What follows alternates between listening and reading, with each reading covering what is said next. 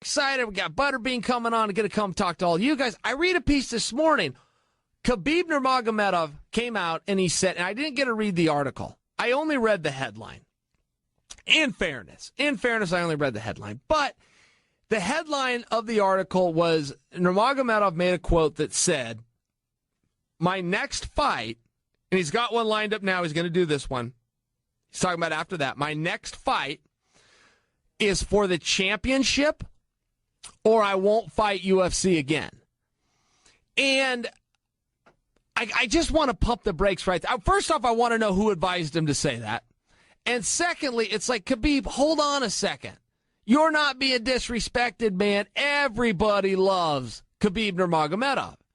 He's fun. He's fun at the weigh-ins. He's fun at the interviews. He's a hell of a fight. I mean, a hell of a fighter. He's got a great coach in Javier. He's got a great gym in AKA. He's got great teammates. He's surrounded by Cormier and Kane every day. I mean, things are really going Khabib's way. Khabib has also been out. He's been hurt. Geez, I want to say we're on like 22 months, 23 months right now that he hasn't been in there because he's been hurt. It's like, Khabib, you're great. His record's 23 wins and 0 losses. Unbelievable MMA record. And particularly when you look who he's been in there with. He ragdolled RDA, who went on to become the world champion, right? Not easy to do. Not easy to win a minute against RDA, let alone all 15 handily. I mean, he really ragdolled. He grabbed him, threw him down, did whatever, passed his guard. I mean, no one is slighting you, Khabib. Matter of fact, we all love you, Khabib, but there is a but here. You have been out. Let's just be fair. You have been out. You can't come right back in for a title shot. Now, there's nothing to stop you from doing that, but you can't come out and make this demand. Please don't. Please just stop. Stop making this demand, and not just Khabib. Other guys are doing the same thing. And it's like, guys, it isn't working. You got to look at things that have worked, and then you've got to construct your career and your approach and make your moves around that. Don't reinvent the wheel. Just study the wheel and then go out and copy those things. Guys that are making demands and putting pressure and going to the media and making threats against the organization or the sport or the matchmaking. It's not panning out for those guys. So this is not the recipe to follow. Every day, I'm a junkie, guys. I love it. I'm passionate about it. I love coming and talking to you guys about MMA. I get up every morning. I go to bloodyelbow.com. I go to MMAmania.com. And for the next 5 hours, or for the next 23 hours of my day, I go about 5 more times. I keep getting up. I mean, I really like this stuff, and I'm seeing a common theme, which is these guys getting mad and starting to make demands of where they should be on the card. When one guy does it, there's something there. Oh, wow, whoa, look what was just said. This guy's threatening to walk. This guy's making a throw. Wow, can make some headway. But we've been seeing this for 3 and 4 months. I mean, there's been some turmoil, and the guys they're all singing the same song. Different verse, a little bit louder and a little bit worse, and they keep doing it over and over again. Well, now there's a numbing effect. So now when Khabib makes this statement,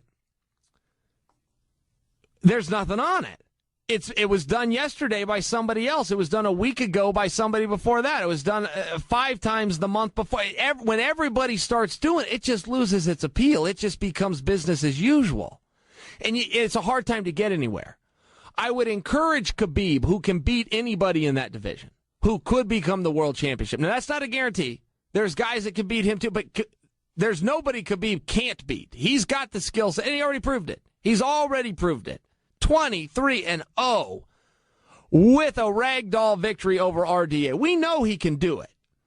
I would encourage Khabib, if you want the title, and that is your objective, instead of saying, I want the title, take a gamble. Look at that division. Look at the next fight coming up between Eddie and Conor. Place place all your bets on one horse and hope you get it right. But look at that fight, guess who the winner's going to be, and go after him right now. Don't say title shot, don't make a threat, do not make a demand, make a call out right now of whoever you think is going to win that contest. And it can't be both. It doesn't work when you say both, because you don't want everybody knowing that what you're really looking for is a title shot. Okay, you don't want everybody knowing that. So you don't just say, I want the winner of this fight. Take your bet.